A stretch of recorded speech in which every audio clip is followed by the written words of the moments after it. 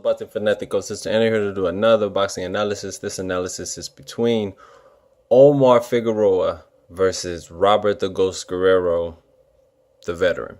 Now, in this post-fight analysis, I'll be breaking down pretty much how Robert Guerrero and Omar Figueroa went to war. They had a wonderful fight.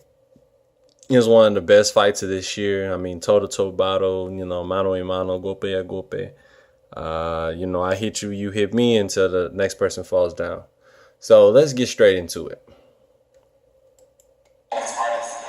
So the referee let him go on, and then you landed a beautiful body shot, dropped him to one knee. And in my days as commissioner in New York, we used to teach the referees when a guy goes down from a body shot, count him out. Were you surprised that he stopped it then? I was shocked that he stopped it then. Because when a guy's on one knee, you count him out. So were you shocked? No, I think at that point, I think the ref was just looking for an excuse to stop it. I mean, like I said, I think everybody was surprised that he let it go on as far as he did. But that. Just wanted to stop and say, Robert Guerrero, man, he's a warrior, and I think this is the right time for him to retire. It's no point of retiring once you're like brain dead or, just a vegetable. So I think this was the right thing for him to do. Omar Figueroa moving on to bigger and better things. Omar Figueroa basically does what he always do. You know what I'm saying? He stuck to the game plan. Stayed in his chest, jab when he wanted to jab, landed his punches when he wanted to land his punches, and overall, he dominated in the later rounds and got him out of there. That uppercut that they're talking about that he went down from, and the body shots, I mean, it was brutal, and they could have stopped it at any time, but I guess because he's known as such a warrior, they let it go on. Omar Figueroa, you can see him many times, like, shaking his head, like, damn, like, when will they just stop this fight, because I'm landing too many clean, effective blows. And his power is definite around the weight class that he's at currently. I think he says he's going to go down to 147 first, then 140, see how his body feels. So hopefully he can try to snatch some titles at 140 soon enough, probably later on this year or early next year. But let's continue.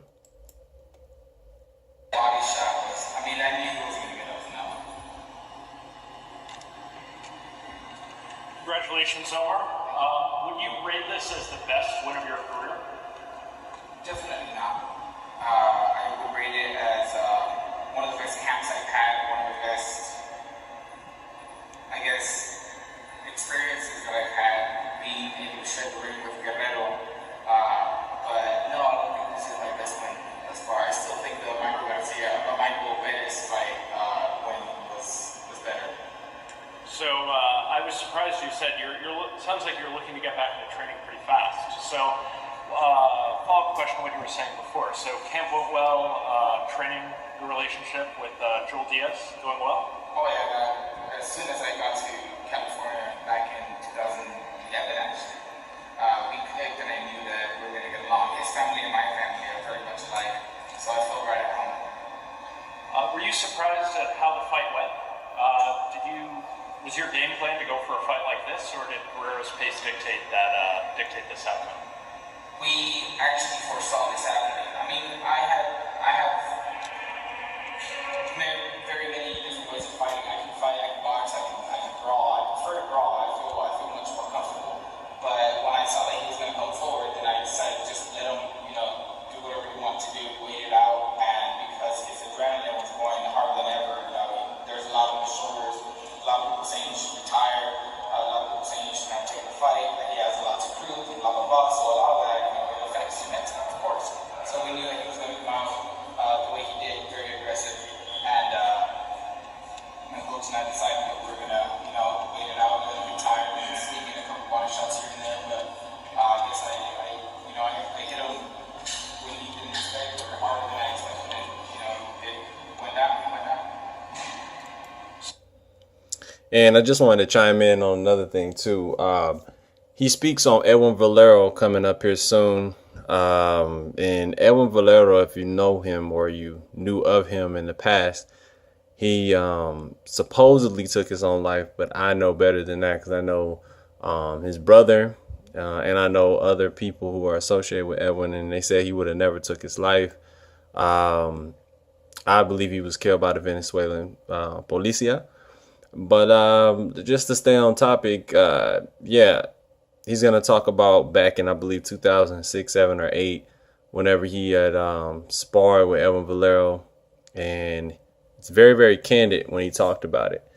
Very candid stuff. He gets straight to it, talking about it was really really tough, and he's the hardest fighter I've ever fought and everything. So that should be coming up real soon.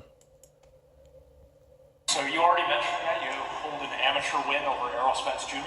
So in the time that you've been out of the ring, he's really surged in his career.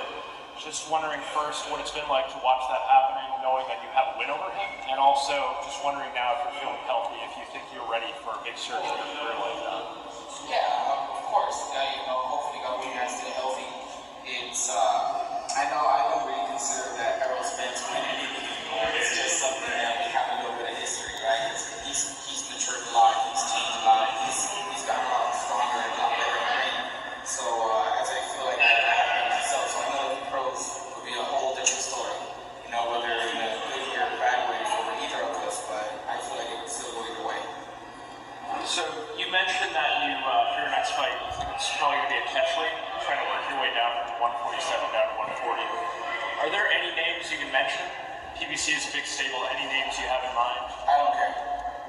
Looking for opponents both at welterweight and 140, or you think it'll probably be a 145? No, I think we're gonna try to maybe 143, 144, anyone in that range. Like I already told my team already because we're talking about this, and not that I was looking past Guerrero, but I knew that after this fight I wanted to be able to try and get it back down to 140. Congratulations again. Congratulations to your brother as well. Thank you. Also, Omar.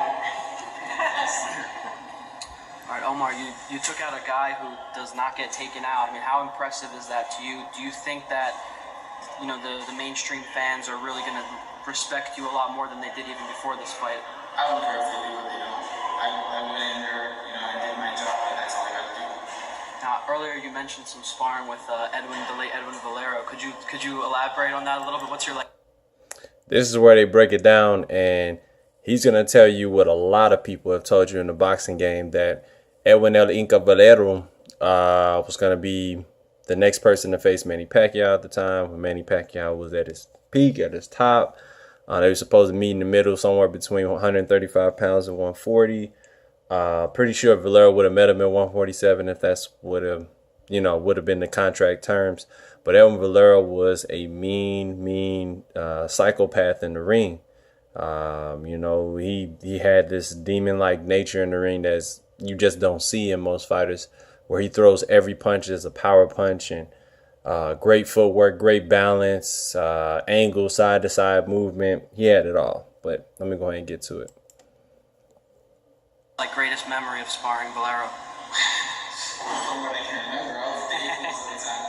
That guy, my hat's off to him. He's the strongest guy today, all the guys that I've seen and even shaking hands with. That guy was just an animal. I mean, he's an animal. You can see it in his eyes. He was crazy. And I was surprised that what happened, but at the same time, I would expect it because you could see it in his eyes. He had that something dark, he had that crazy in him. And sparring was fun. It was hard. It was a fight every day. Because you could spar every day. You couldn't take days off. I was 5 days a week sparring. Yeah. And when I first got there, obviously I was 19 years old. So if I look young now, I look crazy young then. So when I was a bowling boy at the time, and they told me not to go. They were like, you're crazy. Like Oscar kicked him out of his camp, or Alice kicked him out of his camp. I don't know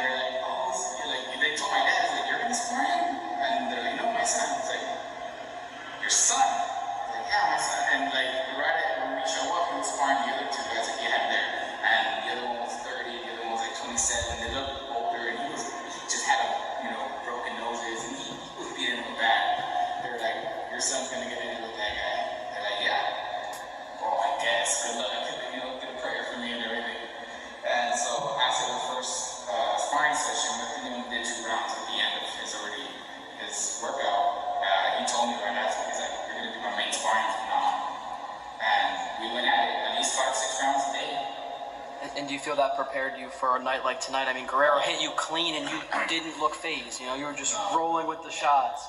No, I don't think he acted a good clean. I mean, maybe he did, but I don't remember him hitting me, clean at all. But no, I remember with Valero, I had a headache for the first 3 weeks that I was sparring him, and it was just, I'm pretty sure I was concussed. That guy is an animal. I mean, the one thing I remember from Valero is that he's an animal when it comes to training, and that's one thing that I try to emulate when it comes to that, because I mean, that guy, every punch he threw was power with power, and he was just an animal. I'm sad. I was saddened by the fact that happened, because he would have taken over boxing for sure, hands down.